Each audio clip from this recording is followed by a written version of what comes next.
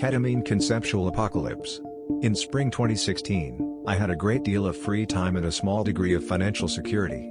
I used this period to explore psychedelics. My motives for this exploration involved the satiation of curiosity as well as a desire to overcome a fear of death. One of my most memorable exploratory experiences was my first use of ketamine. At the time of usage, I was a 37-year-old man with extensive experience using cannabis, psychedelic mushrooms, mescaline, and LSD. I had experimented in my 20s with DXM and cough syrup but hadn't really delved into dissociatives. I was smoking cannabis on a daily basis, and using small doses of psychedelic mushrooms every other or every day. It is also salient to note that I was taking 20 milligrams of Prozac each day. The SSRI didn't seem to affect my experience using mushrooms or LSD. I had purchased a gram of ketamine from a new vendor and read a great deal on how to conduct safe psychedelic explorations.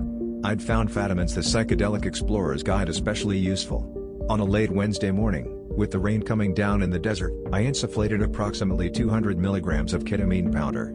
I measured this visually, and cannot vouch for the accuracy of the measurement. I had planned this for a week, as I knew no one was going to be around. My mescaline, mushroom, and LSD experiences had also been solitary. If it had not been for this plan, I may not have taken it, as my mood was somewhat fragile. My recent experience with regular mushroom use gave me confidence that whatever the experience of ketamine was, I was prepared for it.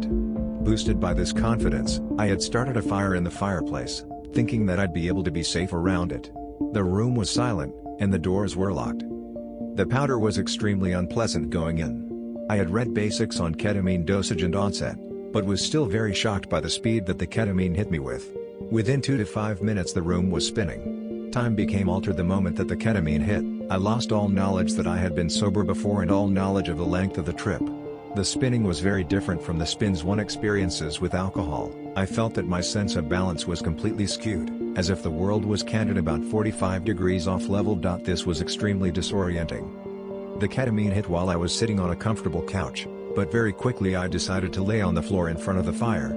I felt dissociated from my body to the point that I put my hand on my chest to feel my heartbeat and could not feel it.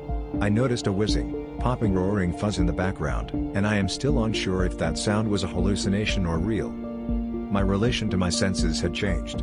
Objects were flattened into more geometric shapes. I note that this was not a visual hallucination, as it was more conceptual, as if the platonic ideal of a ball had become pixelated. I felt derealized and knocked on the walls to ensure they were real. My coordination was altered, I could not type properly, and also could not walk comfortably without supporting myself. The primary effects were to my comprehension. My thinking was profoundly altered. My thoughts seemed to manifest as planes or segmentations. My identity began to fracture. Thoughts appeared at the exact same time, which appeared to point to the existence of fracturing points of view within my mind, as opposed to a coherent, single entity, which raised the question, does fracturing indicate a reduction of faculty, or was each fractured point of view a focus? The barriers between mind, reality, and fiction dissolved. I'd recently read a work of fiction involving the Nazi death camps. I instantaneously connected the fireplace to the ovens in which bodies were burned.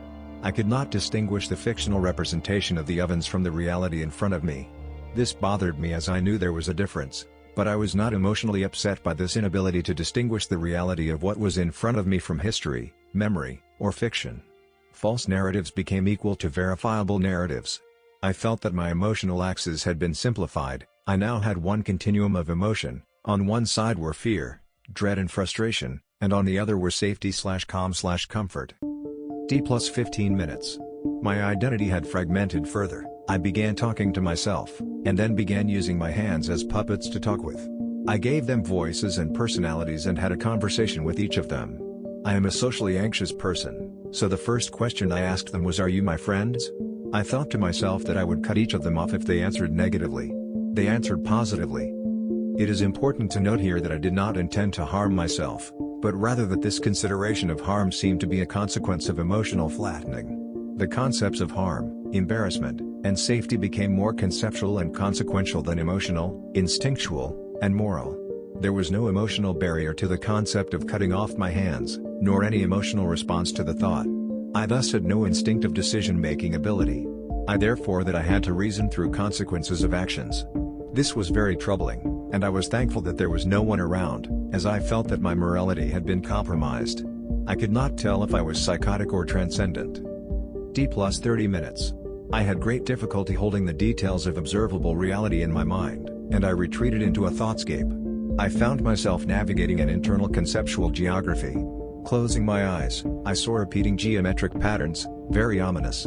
I cycled through this geometric space, which was made of concepts, and navigating through it required considering, step by step, the logic of the concepts of which the reality was made. This was extremely difficult, as many of the concepts appeared to have a moral element, and navigation to certain areas of this reality required going through the morality in such a way that one considered immoral acts good. Topographically, I felt that I was in a set of planes that included this reality in the same way an Etch-a-Sketch includes the reality of what has been written on it, but also includes a tumbling morass of reality elements below it and a guiding force above and outside it. It appeared close to a great void, a great organic void, in which were machinery and equipment made of flesh, or so complex that it mimicked flesh. It felt inhabited. After about an hour of navigating this space, the ketamine faded. I felt exhilarated and shocked, as if I'd cheated death by my own skill. I smoked a little cannabis and relaxed for several hours on my bed. I also ate a very good lunch. D plus 4 hours. Later in the afternoon, I took another line of roughly the same dosage while standing in front of a mirror. I heard a whooshing, crackling, like styrofoam being crushed in a trash compactor. Staring at myself in the mirror, I saw someone with wild hair and huge, rabbit-like eyes. The line gave me a bad post-nasal drip and experienced the same detailed step-by-step analysis of consequence. I thought to myself that cutting my tongue out would stop the drip, and had to reason through this decision, ultimately determining it would cause more harm than benefit, and that drinking water would alleviate the drip without harming me. My thoughts came in the form of imagined voices, and I could not stop my internal dialogue from mimicking a fictional character. This was jarring, and I felt that my identity was being compromised. D plus 4.5 hours. I returned to the planar internal geography I had experienced after the first line. I laid in bed at one point and felt a dimensional agoraphobia. I wanted my bearings back. At this point, the trip turned from overwhelming to deeply unpleasant, and I tried to change what was happening.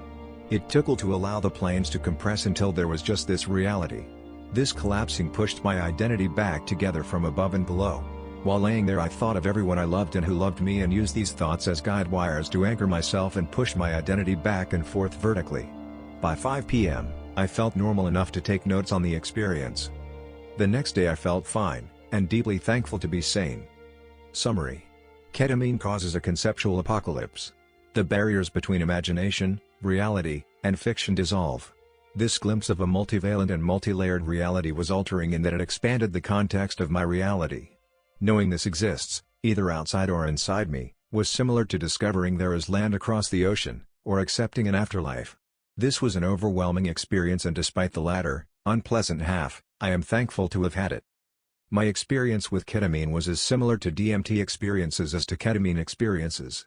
This raises questions about the chemical identity. While I was not equipped to analyze the substance, I believe it to have been ketamine. I therefore believe the ketamine interacted with the cannabis and or the Prozac to create an extremely intense experience that is anecdotally similar to DMT.